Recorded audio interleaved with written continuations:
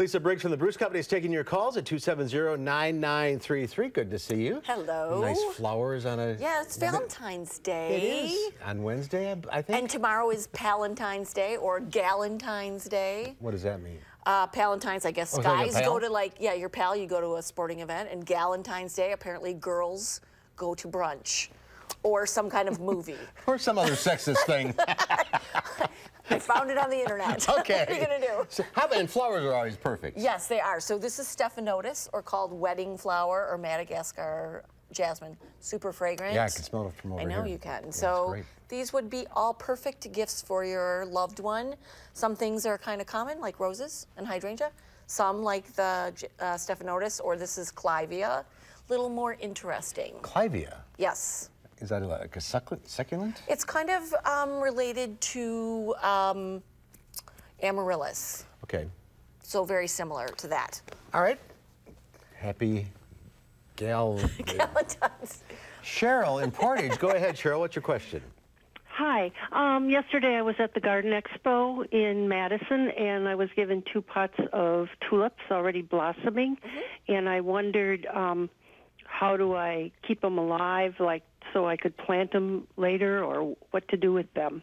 Okay, Cheryl, so keep them in a sunny spot, let them dry out between waterings, and enjoy the flowers. When they're done blooming, cut the flowering stems back, and then keep them inside until it's nice out and you can work the ground, and then plant them right in the ground.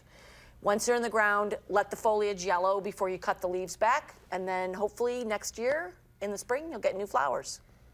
Will they come back? Yeah, they should. Because these are forced now. They're forced, but you're going to put them in the ground. They haven't been forced in water, which takes a ton out of the plant, so they should be fine. All right, let's go to Kim in Edgerton. Hi, Kim. Hi. Hi, which question? Yeah, every fall I want to plant tulip bulbs, and every year I forget, and then it's too late.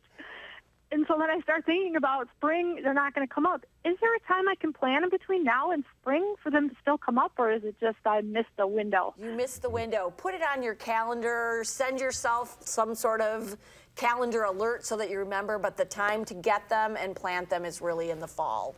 Late summer. They're hard to get at other times of the year. That goes with all the spring flowering bulbs. Yeah, daffodils, crocus. Sometimes you can find hyacinth for forcing, but not often. So yeah, all of those spring flowering bulbs, get them in the fall. And it's too early to start any seeds for the garden.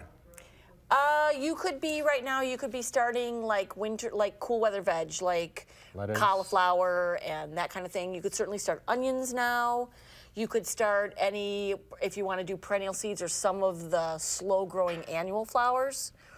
Some herbs you could start now and enjoy inside, and then put them outside afterwards. But just look at the seed catalogs. That's always fun. That's a ton of fun. That helps.